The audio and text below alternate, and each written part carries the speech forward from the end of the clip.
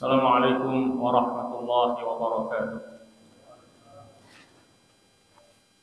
Alhamdulillahilladzi an'ama 'alaina bi ni'matil iman wal islam wassalatu wassalamu ala sayyidil anam wa ala alihi wa ashabihil kiram. Subhanaka la 'ilma lana illa ma 'allamtana innaka antal alimul hakim wa tub 'alaina innaka antat tawwabur rahim. Allahumma hab lana qawlan sadiqa wa 'amalan salihan wa farajan 'ajila ya arhamar rahimin. Jamaah salat subuh Masjid Mu'minah yang dirahmati oleh Allah, syukur alhamdulillah. Marilah senantiasa kita panjatkan kehadirat Allah Subhanahu wa taala atas limpahan rahmat, taufik dan hidayahnya, juga nikmat kesehatan dan kesempatan sehingga pada pagi hari ini kita bisa melaksanakan sholat subuh berjamaah, kemudian kita teruskan dengan saling nasihati dalam kebenaran dan kesabaran. Harapan kita semoga niat dan langkah baik kita diterima oleh Allah Subhanahu wa taala. Tidak lupa semoga salawat dan salam tetap dilimpahkan kepada Nabi kita Muhammad SAW beserta para sahabat dan pengikut yang pada akhirnya insyaallah akan melimpah kepada kita selaku umatnya. Amin amin ya mujibas sa'ilin. Jamaah sekalian yang dirahmati Allah, pada kajian Islam tematik pagi hari ini, tema yang akan kita angkat ke permukaan adalah indahnya kembali kepada kebenaran. Ada beberapa poin yang akan kita bahas dalam tema ini. Kita mulai dari yang pertama adalah muqaddimah, pembukaan terkait dengan tema ini.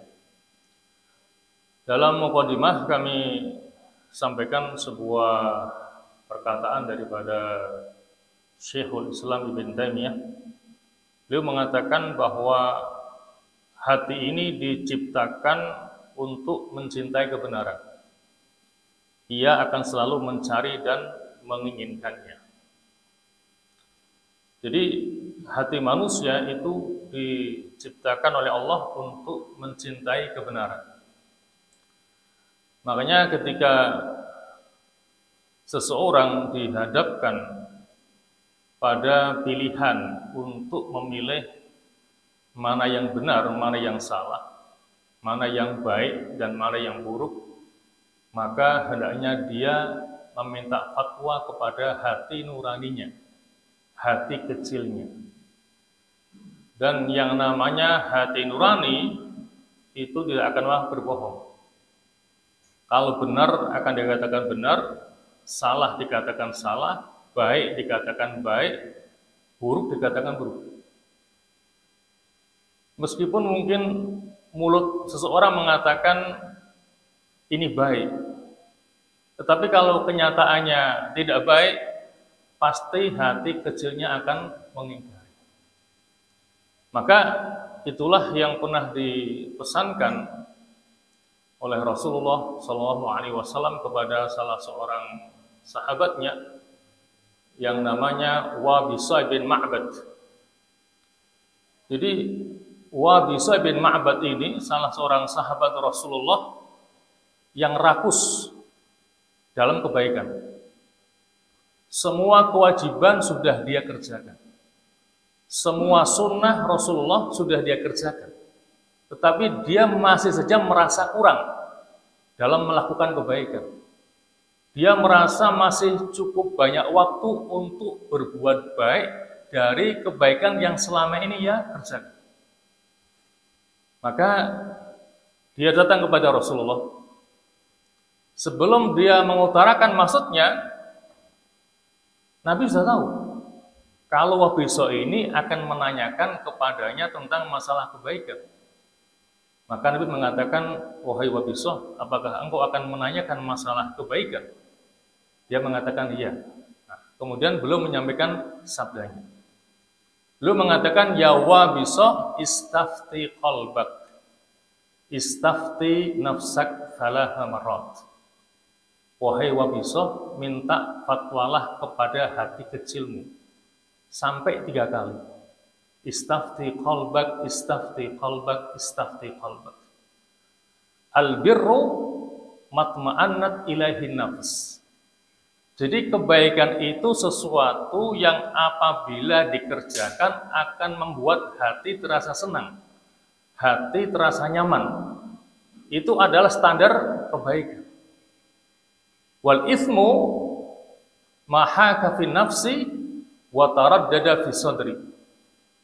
Sementara yang namanya dosa itu adalah sesuatu yang apabila dikerjakan akan mengganjal di dalam hati. Pasti hatinya merasa tidak nyaman karena telah berbuat dosa. Wa taraddada fi sadr, dan akan menimbulkan goncangan di dalam dada. Jadi itulah standar untuk menilai antara albir, kebaikan, dengan al-itsm, yaitu dosa yang disabdakan oleh Rasulullah kepada Wabisah khususnya dan umumnya kepada kita semua. Kemudian berikutnya kami sampaikan juga firman Allah dalam surah Ar-Rum ayat 30 yang menegaskan kepada kita bahwa sesungguhnya manusia itu diciptakan dalam keadaan fitrah. Yaitu firman-Nya, a'udzubillahi minasyaitonirrajim, fa'aqim wajhaka lid-dini hanifa fitratallahi allati fatara an-nasa 'alaiha la tabdila li khalqillah dzalika ad-dinul qayyim walakinna aktsarun nasi la ya'lamun. Maka hadapkanlah wajahmu kepada agama Islam dengan lurus. Tetaplah di atas fitrah Allah yang telah menciptakan manusia di atas fitrah itu. Tidak ada perubahan pada ciptaan Allah, itulah agama yang lurus, akan tetapi kebanyakan manusia tidak mengetahuinya. Dan kebenaran adalah salah satu fitrah yang Allah tanamkan pada diri manusia. Jamaah sekalian, poin yang kedua adalah tidak ada manusia yang bersih dari kesalahan. Setiap manusia pasti pernah berbuat salah dan dosa. Makanya kita sering mendengar satu ungkapan, al-insanu mahalul khata' wa nisyan, bahwa manusia itu tempatnya salah dan lupa. Wa ma sumiyal insanu illa binisyanihi. Tidaklah dinamakan manusia itu manusia karena manusia itu pelupa. Seorang hamba tidak dituntut untuk maksum dari kesalahan. Allah tidak menuntut manusia untuk sama sekali tidak berbuat salah dan dosa. Karena tidak ada seorang pun yang maksum. Jangankan kita, Nabi sendiri juga pernah berbuat salah sampai ditegur oleh Allah Subhanahu wa ta'ala. Nah, ketika seorang hamba bersalah atau terjatuh ke dalam dosa, maka yang wajib ia lakukan adalah kembali kepada kebenaran. Bersegera kembali kepada Allah agar dia termasuk seorang hamba yang diantara sifatnya Allah jelaskan dalam surah Ali Imran ayat 135, yaitu walladzina idza fa'alu fahishatan aw zalamu anfusahum dzakarullaha fastaghfaru lidzunubihim wa may yaghfiru dzunuba illallah wa lam yusirru ala ma fa'alu wa hum ya'lamun. Ya, artinya walladzina idza fa'alu fahisha, dan orang-orang yang apabila melakukan fahisyah, perbuatan keji, au zalamu anfusahum, atau menganiaya diri mereka sendiri dengan perbuatan salah, dosa dan maksiat, zakarullah, mereka segera ingat kepada Allah, fastaghfaru lidzunubihim, lalu mereka minta ampun kepada Allah atas dosa-dosanya. Wa may yaghfiru dzunuba illallah, dan siapakah yang bisa mengampuni dosa kalau bukan Allah? Jadi satu-satunya yang bisa mengampuni dosa hanyalah Allah Subhanahu wa ta'ala. Setinggi apapun derajat manusia, termasuk seorang nabi pun tidak bisa mengampuni dosa umatnya. Yang bisa mengampuni dosa hanyalah Allah Subhanahu wa taala. Walam yusirru ala ma fa'alu wa hum ya'lamun. Dan mereka tidak terus-menerus melakukan apa yang mereka lakukan sedang mereka mengetahuinya. Jamaah sekalian, kalau kita mau mencermati perjalanan hidup dari salafun salih, dari kalangan sahabat-sahabat Rasulullah SAW, niscaya kita tidak akan mendapatkan bahwa seorang pun di antara mereka yang punya keistimewaan yaitu terjaga dari kesalahan. Artinya para sahabat Rasulullah mereka juga pernah melakukan kesalahan. Mereka tidak maksum dari kesalahan, meskipun mereka dekat dengan Rasulullah SAW. Akan tetapi kita meyakini bahwa mereka, kalau kita bandingkan dengan kita, maka yakinilah kesalahan yang mereka perbuat jauh lebih sedikit daripada kesalahan dan dosa yang kita kerjakan. Itu harus kita sadari. Karena Nabi mengatakan bahwa sebaik-baik masa adalah masa di mana Nabi hidup, kemudian setelahnya, dan kemudian setelahnya. Jadi kalau kita coba membandingkan kondisi kita dengan para sahabat Nabi, tentunya dalam masalah berbuat salah, kita harus mengakui kita lebih banyak salahnya daripada mereka. Mereka adalah orang-orang yang paling berhak untuk menyandang gelar sebagaimana yang Allah firmankan dalam surah Al-A'raf ayat 201, yaitu innal ladzina taqaw idza massahum ta'ifun minasyaiton tadzakkaru fa idza hum mubsirun. Innal ladzina taqaw, sesungguhnya orang-orang yang bertakwa itu, idza massahum ta'ifun minasyaitani, apabila mereka ada keinginan untuk melakukan perbuatan yang jahat, perbuatan yang tidak baik, yang dibisikkan oleh setan, tazakkaru, mereka segera ingat kepada Allah Subhanahu wa ta'ala. Mereka lebih cepat sadarnya kalau itu adalah bisikan setan yang mengajak mereka untuk berbuat tidak baik, fa idza hum mubsirun, dan seketika itu pula mereka melihat kesalahan-kesalahan mereka. Itulah ujian yang Allah berikan kepada mereka, para sahabat-sahabat Rasulullah SAW. Jadi inilah letak pentingnya untuk kita segera bertaubat, kembali kepada kebenaran ketika telah jelas kesalahan ada di hadapan kita. Jadi kalau kita telah berbuat salah, kemudian datang kepada kita kebenaran, dari manapun datanya kebenaran itu, meskipun yang menyampaikan kebenaran itu anak kecil atau bahkan musuh kita, kalau kita yakini apa yang dia sampaikan adalah kebenaran, maka kita harus kembali kepada kebenaran itu, dan kesalahan yang selama ini kita ikuti harus kita tinggalkan.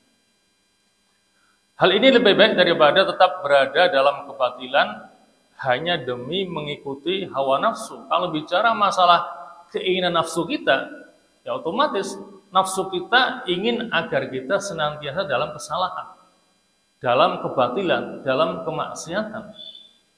Dan kita harus menundukkannya. Karena nafsu kalmatiyah, nafsu itu seperti hewan tunggangan.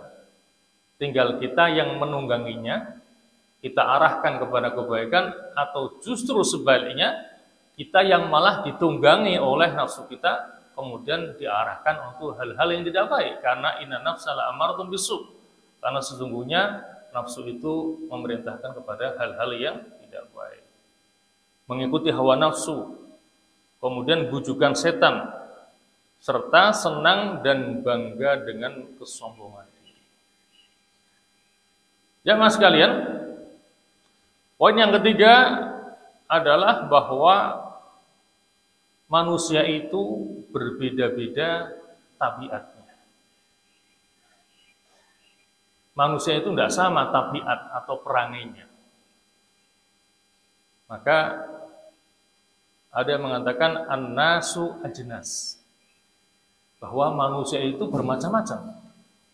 Wal junun funun, gila juga macam-macam. Ada yang benar-benar gila, ada yang setengah gila, ada yang pura-pura gila. Ya, jadi kalau manusia itu tabiatnya bermacam-macam, gila pun juga bermacam-macam. Tabiat manusia macam-macam. Ada yang sukanya murung. Meskipun pegang uang, kelihatan sedih juga, murung. Ada juga yang selalu senang. Meskipun tidak pegang uang, senyum terus. Ada juga yang tawadhu, rendah hati. Tetapi ada juga yang sombong. Nah, sifat-sifat tersebut yang paling baik, yang paling istimewa dari tabiat manusia adalah orang yang sedikit marahnya dan segera mengakui salah serta kembali kepada kebenaran. Itulah tabiat yang baik yang diantaranya Allah sebutkan dalam surah Ali Imran ayat 134 dan 135, itu merupakan bagian daripada sifat-sifat orang bertakwa calon penghuni surga.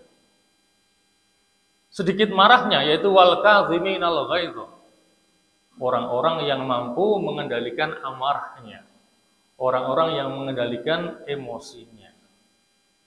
Seharusnya marah, dia bisa meredamnya, kemudian tidak marah-marah.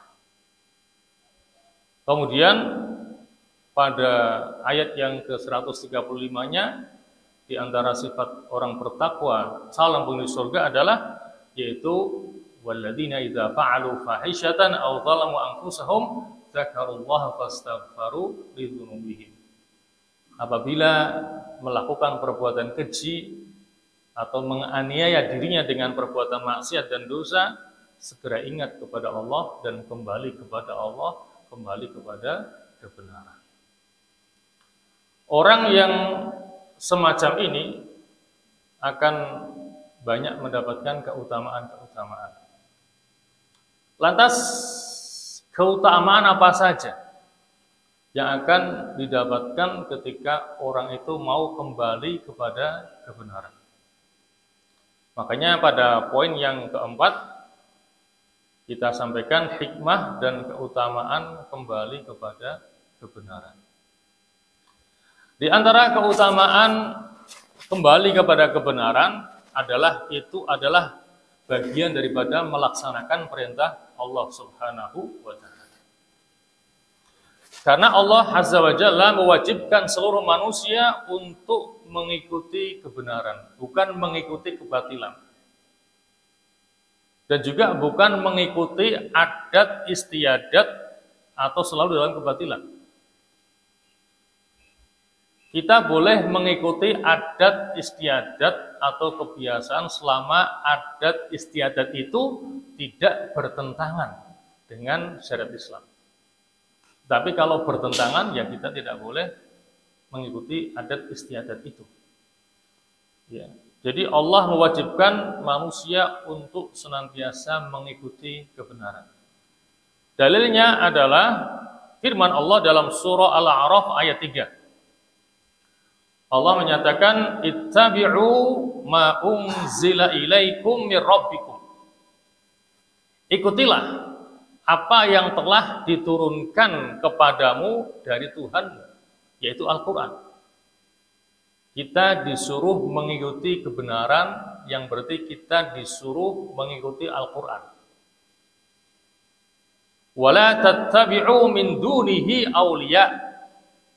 Dan janganlah kamu mengikuti pemimpin-pemimpin yang selain daripada Allah. Apapun pemimpin itu. Qalilan ma tadhakkarun, dan sedikit sekali kamu mengambil pelajaran dari hal itu. Ya. Jadi keutamaan pertama kembali kepada kebenaran adalah dengan kembali kepada kebenaran berarti kita telah melaksanakan perintah Allah, karena Allah perintah kepada kita untuk melaksanakan dan kembali kepada kebenaran. Ittabi'u ma unzila ilaikum mir rabbikum wala tattabi'u min dunihi awliya qalilan ma tadhakkarun. Keutamaan yang kedua adalah mengakui kerendahan dirinya, bahwa dirinya adalah makhluk yang rendah, tidak sepantasnya untuk menyombongkan diri.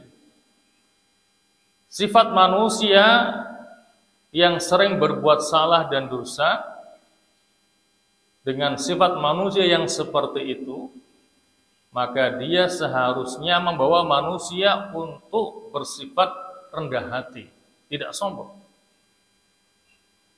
Kalau manusia menyadari bahwa dirinya banyak berbuat salah, banyak berbuat dosa, banyak bermaksiat kepada Allah, seharusnya dia bersikap rendah hati, bukan malah sebaliknya sombong. Mengakui kerendahan dirinya, tidak sombong, karena hanya Allah Azza wa Jalla semata yang maha sempurna. Yang berhak untuk sombong adalah Allah. Kita manusia tidak layak, tidak berhak untuk sombong di hadapan Allah Subhanahu wa ta'ala. Dalam hal ini Rasulullah bersabda dalam sebuah hadisnya, "Walladzi nafsi biyadihi." Demi zat yang jiwaku ada di tangannya. Laulam tuznibu, jika kalian tidak berbuat dosa, la dzahaballahu bikum, niscaya Allah akan menggantikan kalian semuanya, wala jaa biqaumin, dan Allah akan mendatangkan kaum orang-orang yudnibuna, yang mereka itu berbuat dosa, fayastaghfirullaha, lalu mereka minta ampun kepada Allah, fayaghfirulahum, lalu Allah mengampuni mereka. Ini karena memang tidak ada manusia yang maksum. Tidak ada manusia yang tidak pernah berbuat salah dan dosa. Makanya Nabi sampai menyatakan dalam hadis ini, jika seandainya kalian tidak berbuat dosa, maka Allah akan menggantikan kalian dengan mendatangkan satu kaum yang mereka berbuat dosa, lalu mau menyadari dosa dan kesalahannya, lalu mereka meminta ampun kepada Allah, maka Allah akan mengampuni mereka. Karena Allah senang ketika melihat pengakuan hambanya yang telah berbuat dosa, lalu dia minta ampun kepada Allah, bertobat kepadanya. Itu Allah sangat senang sekali. Jadi Allah sangat senang kalau ada hambanya yang minta maaf, minta ampun. Berbeda dengan manusia. Kadang kalau sudah dendam itu sampai 7 turunan itu. Sampai mati bawa dendam. Itu kalau manusia.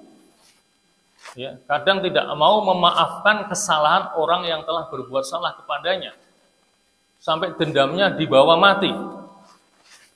Berbeda dengan Allah, justru Allah paling suka kalau hambanya yang berbuat salah, sadar, mengakui kesalahannya, lalu minta ampun kepada Allah Subhanahu wa ta'ala. Keutamaan yang ketiga, bahwa kembali kepada kebenaran itu adalah di antara sifat orang yang beriman. Nah, di sini kita coba bandingkan antara sifat orang yang beriman dengan orang munafik yang pura-pura beriman padahal hatinya benci kepada Islam. Jadi orang munafik itu orang yang menampakkan keislamannya tetapi menyembunyikan kekufuran dalam hatinya. Itulah orang munafik. Tidak sama antara zahir dan batinnya. Tidak sama antara ucapan dengan apa yang ada dalam hatinya. Nah, sifat orang yang beriman adalah orang yang segera sadar dari kesalahannya. Bertobat kepada Allah, tidak sombong, dan mau kembali kepada kebenaran. Itu diantara sifat orang yang beriman. Adapun sifat orang munafik adalah orang yang sombong dan enggan menerima kebenaran. Meskipun sudah sampai kepadanya kebenaran, dia tolak. Tidak mau menerima kebenaran itu karena dia sombong. Dalam hal ini, Allah Subhanahu wa taala berfirman dalam surah Al-Baqarah ayat 206. Wa idza qila lahu. Di sini Allah mensifati sifatnya orang munafik. Wa idza qila lahu, dan apabila dikatakan kepadanya, kepada orang munafik, ittaqillaha, bertakwalah kamu kepada Allah. Bagaimana sikap orang munafik? Maka akhadathul izzatu bil itsmi, maka bangkitlah kesombongannya untuk berbuat dosa. Jadi kalau dikatakan bertakwalah kepada Allah, dia malah sombong. Yang mendorongnya dia untuk berbuat dosa.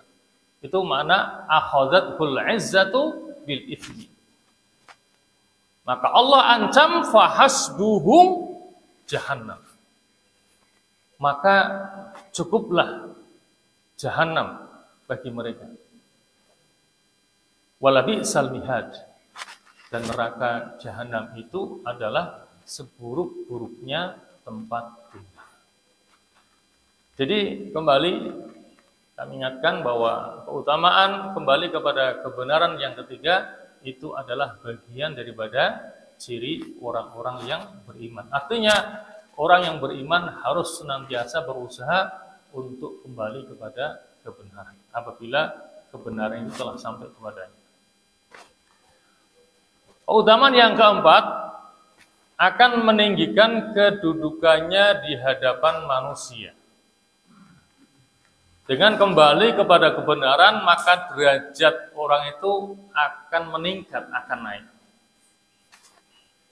Orang yang mulia dan terhormat adalah orang yang menerima kebenaran dan mau kembali kepada kebenaran. Dari manapun kebenaran itu datang, menerima, kemudian mau kembali kepada kebenaran. Sementara itu orang yang angkuh, orang yang sombong adalah orang yang menolak kebenaran. Ini seperti yang disabdakan oleh Rasulullah ketika menjelaskan batasan sombong itu apa. Maka Nabi mengatakan al-kibru batarul haq wa ghamtun nas. Yang dinamakan sombong itu adalah batarul haq, menolak kebenaran. Telah datang kepadanya kebenaran, dia tolak, tidak mau menerimanya. Itu sombong. Kemudian wa ghamtun nas, dan suka merendahkan atau menghina manusia. Nah, ketika Nabi menyampaikan ini, ada yang bertanya, lantas bagaimana ya Rasulullah kalau ada orang yang suka pakai baju yang bagus, sandal yang bagus, apakah itu kesombongan? Nabi mengatakan tidak. Selama dia tidak berniat dengan pakaiannya, dengan sepatunya yang bagus itu untuk sombong, maka bukan sombong. Nabi mengatakan innallaha jamilun yuhibbul jamal, karena Allah itu suka kepada keindahan. Allah itu indah dan suka kepada keindahan. Bahkan mungkin itu bisa termasuk tahadduts bin nikmat. Ya. Kita menyampaikan, mengekspresikan nikmat yang telah Allah berikan kepada kita.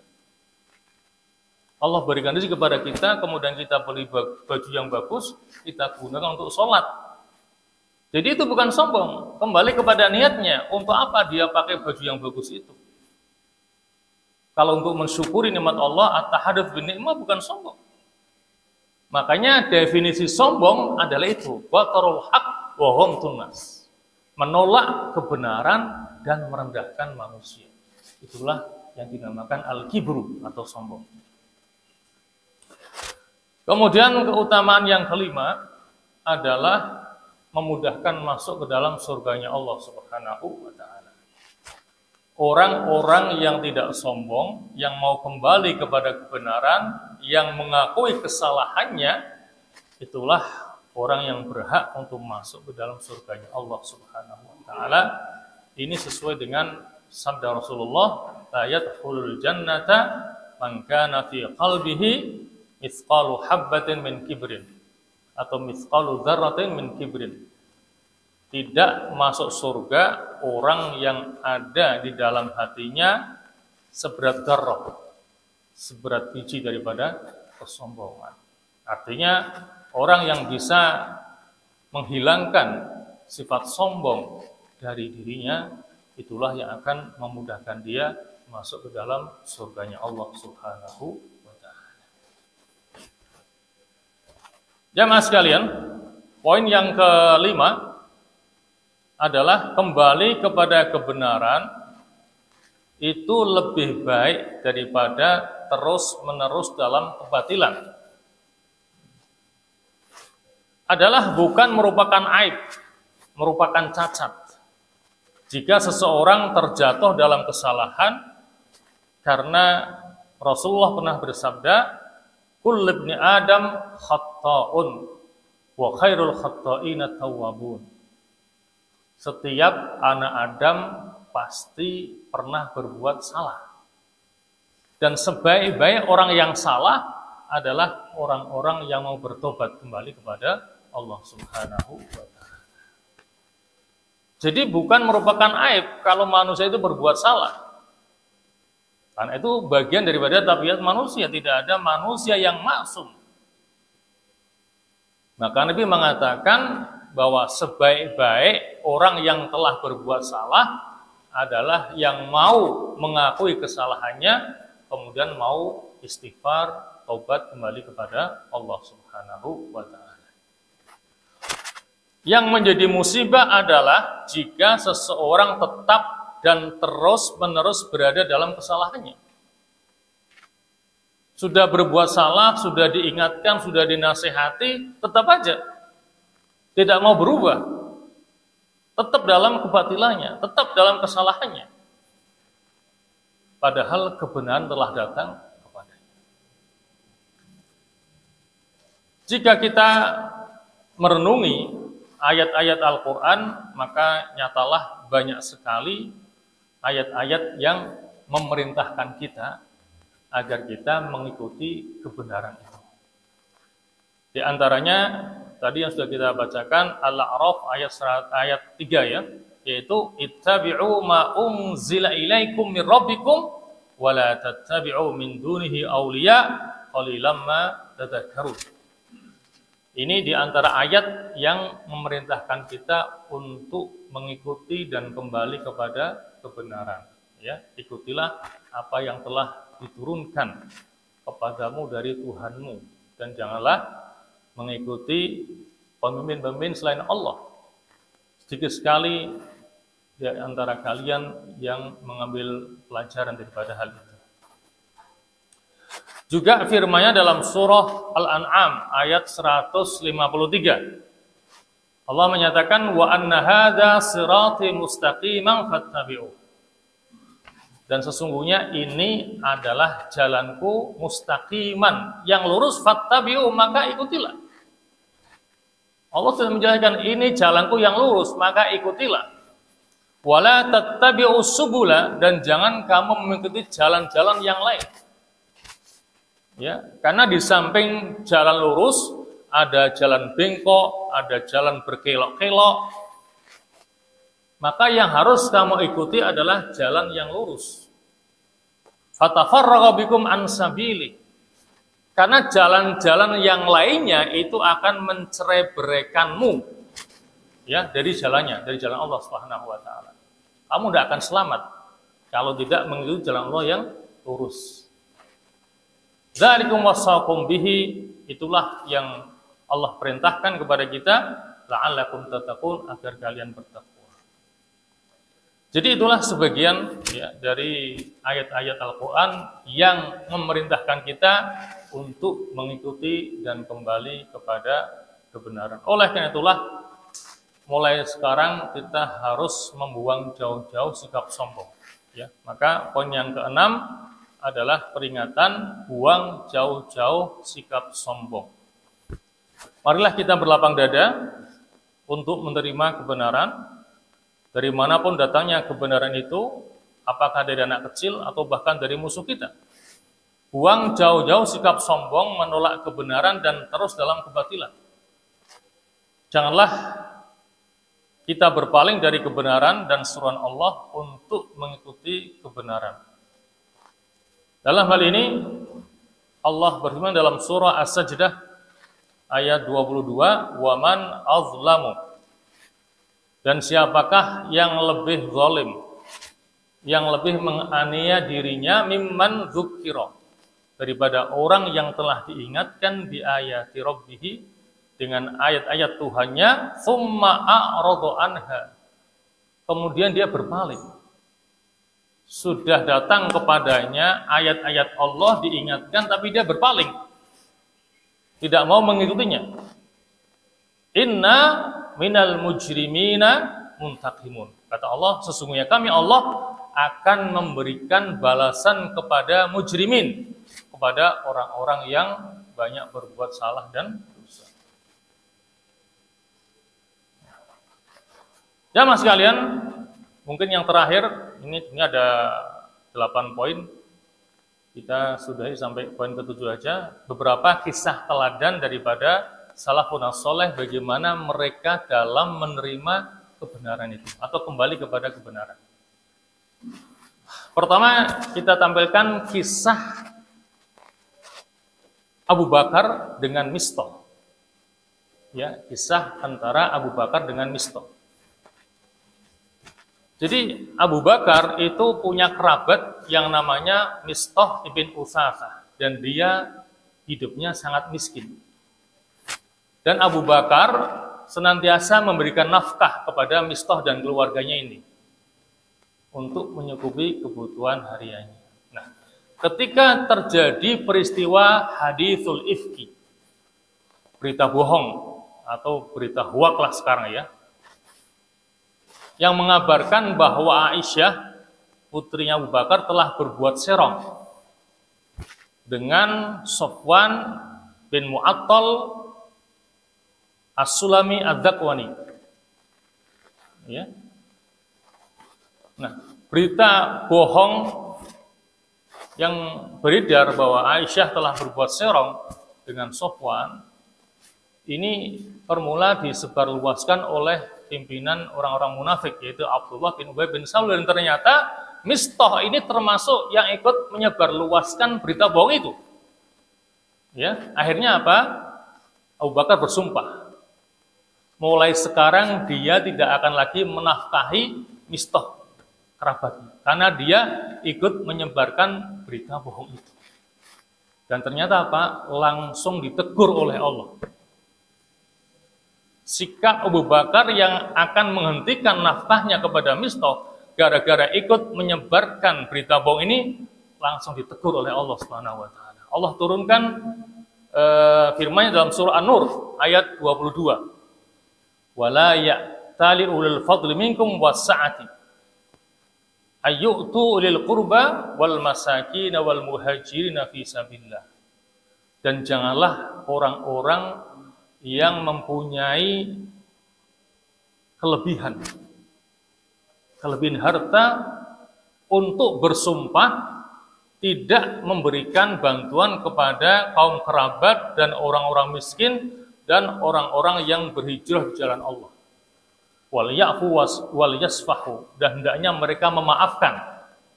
Wal yasfahu, dan bersikap lapang dada. Ala tuhibbuna ayyaghfirallahu lakum, apakah kalian tidak suka kalau Allah mengampuni kalian? Wallahu ghafurur rahim, dan Allah Maha Pengampun lagi Maha Penyayang. Belum selesai ayat ini dibacakan, Abu Bakar mengatakan, benar, demi Allah aku senang Allah telah mengampuniku. Maka Abu Bakar kembali memberikan nafkah kepada Mistah, dan beliau berkata, demi Allah aku tidak akan mencabut nafkahku yang selama ini aku berikan kepada Mistah. Artinya di sini Abu Bakar kembali kepada kebenaran dan mencabut sumpahnya. Ya, akhirnya dia kembali memberikan nafkah kepada kerabatnya, padahal kerabatnya Mistah itu di antara orang yang ikut menyebarkan berita bohong tadi, bahwa Aisyah putrinya telah berbuat serong dengan Sofwan bin Mu'attal. Kemudian yang kedua, kisah antara Umar dengan Abu Musa al-Asy'ari.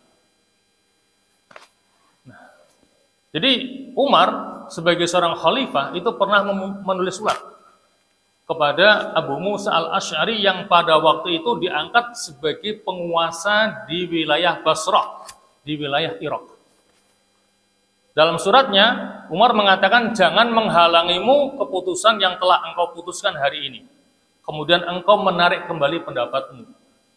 Maka engkau akan mendapat petunjuk di dalamnya karena kecerdikanmu kembali kepada kebenaran. Sesungguhnya, kebenaran itu tidak bisa dibatalkan dengan sesuatu apapun juga. Kembali kepada kebenaran adalah lebih baik daripada terus-menerus dalam kebatilan. Jadi intinya Umar sebagai seorang khalifah mengingatkan kepada bawahannya, yaitu kepada Abu Musa, agar kalau Abu Musa sudah memberikan satu keputusan yang setelah dievaluasi kok salah, maka jangan sungkan-sungkan untuk meralatnya. Ini banyak terjadi ya pada para pemimpin kita. Sudah pernyataannya salah, diingatkan nggak mau, dan ngotot bahwa pendapatnya yang paling benar. Karena apa? Karena gengsi. Kesannya bahwa pemimpin itu nggak akan salah. Pemimpin pasti benar dengan ucapannya. Nggak begitu. Pemimpin juga manusia yang bisa salah dengan ucapannya. Maka di sini Umar selaku seorang khalifah mengingatkan kepada bawahannya, kalau kamu salah dengan pernyataanmu, setelah kamu evaluasi, maka kamu ralat. Jangan kamu terus-menerus dalam kesalahan itu. Ya, kamu harus kembali kepada kebenaran yang telah engkau temukan. Kisah yang ketiga adalah Abul Hasan al-Asy'ari. Jadi Abul Hasan al-Asy'ari ini menganut madhab Mu'tazilah selama 40 tahun lamanya. Bahkan dia merupakan salah satu imam panutan dalam madhab Mu'tazilah, Abul Hasan al-Asy'ari. Sampai akhirnya pada suatu hari beliau ini tidak keluar dari rumah selama 15 hari. Karena dia merenungkan, memikirkan apakah keyakinan selama ini yang dia inut adalah benar atau salah. Ya. Setelah 15 hari dia keluar dari rumahnya, kemudian dia berkhutbah di depan masjid, intinya menegaskan kepada para jamaahnya bahwa beliau menghilang selama 15 hari, ternyata di rumahnya dia memikirkan keyakinan yang selama ini dia anut, apakah benar atau salah. Dan ternyata dia berkesimpulan bahwa keyakinan dia selama ini adalah salah. Kemudian dia merubahnya dan kemudian mengikuti keyakinannya ahli sunnah wal jamaah, dan kemudian dia menulis sebuah kitab ya, yang akidahnya betul-betul akidah ahli sunnah wal jamaah.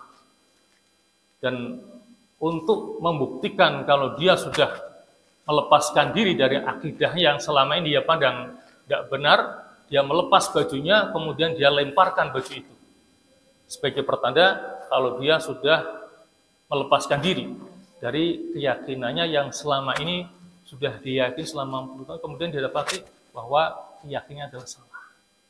Itulah sikap yang diambil oleh Abu Hasan al-Asy'ari terkait bagaimana beliau kembali kepada kebenaran padahal dia sudah mengikuti apa yang dia yakini benar itu selama 40 tahun lamanya. Kemudian yang terakhir ini adalah kisah daripada Ibnul Jauzi. Jadi Ibnul Jauzi dia itu sejak dari kecil sudah mendapatkan sebuah hadis yang dia amalkan sampai dia dewasa selama 30 tahun. Hadis yang di dalamnya menyebutkan tentang beberapa bacaan yang hendaknya dibaca setelah sholat. Ya. Dan dia mengatakan, aku telah mendengar hadis ini selama 30 tahun yang lalu. Dan aku telah mengamalkannya selama itu. Karena aku menganggap bahwa perawi hadisnya adalah benar ataupun sahih. Dan ternyata setelah 30 tahun aku meneliti ternyata hadis itu adalah hadis maudhu, hadis palsu. Maka dia tinggalkan kebiasaan memanjatkan sebuah doa setelah sholat. Gara-gara setelah 30 tahun dia temukan kenyataan bahwa hadis yang dia yakini selama ini sahih adalah hadis yang palsu.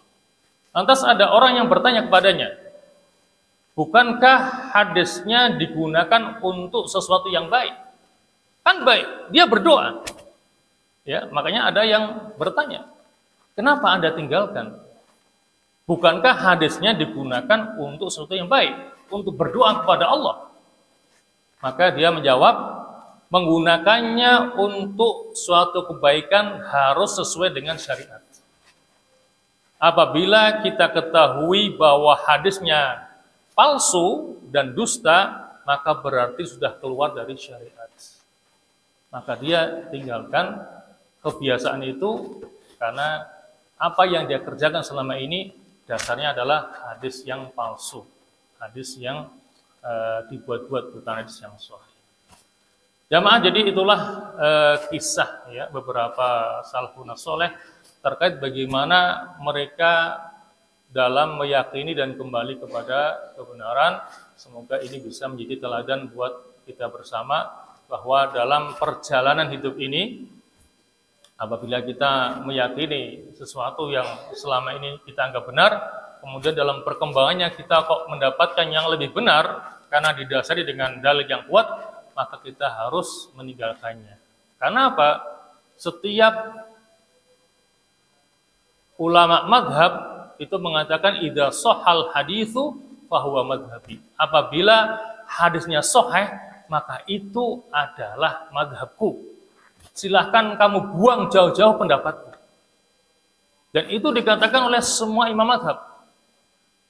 Ya, apabila hadis itu benar, fahuwa madhhabi, maka itu adalah madhabku. Silahkan kamu buang jauh-jauh pendapat yang keluar dari otakku. Silahkan kamu ikuti hadis yang betul-betul sahih. Barangkali itulah yang bisa kita kaji pada kesempatan kali ini. Semoga ada manfaatnya dan kita diberi kekuatan untuk senantiasa menerima kebenaran dan mau kembali kepada kebenaran. Amin amin ya mujibas sa'ilin. Dan marilah kita akhiri ta'ala kita dengan doa bismillahirrahmanirrahim. Alhamdulillah alamin hamdan wa fi ni'amahu wa fi mazidah. Ya Rabbana lakal hamdu kama yanbaghi li jalali wajhika wa 'azimi sultanik. Allahumma shalli wa sallim ala Muhammad wa ala ali Muhammad. Allahumma la tada' lana fi maqamina hadha dhanban illa ghafartah wa la hamman illa farajtah wa la karaban illa nafastah wa la maridan illa syafaitah wa la dainan illa qadaitah wa la mu'siran illa yasartah wa la dhalan illa hadaitah wa la ghaiban illa radattah wa la hajatan min hawaij dunya hiya la ridha wa la fiha salah illa antana ala qada'iha wa yassartaha lana bi rahmatika ya arhamar rahimin. Allahumma ij'al ijtima'ana hadha ijtima'an marhuma waj'al tafarruqana ba'dahu tafarruqan ma'suma wa la taj'al fina wa la ma'ana syaqiyan wa la mahruma. Allahumma Allahumma la tufarriq hadzal jam'al mubarak fi hadzal makanil mubarak illa bidhanbin maghfur wa 'aibin mastur wa 'amalin mutaqabbalin mabrur ya aziz ya ghafur ya rabbal alamin. Allahumma hadzal du'a wa minkal ijabah ya sami'ad du'a ya dzal mani wal ata. Wa sallallahu ala Muhammadin wa alihi washabihi wasallam. Walhamdulillahi rabbil alamin. Assalamualaikum warahmatullahi wabarakatuh.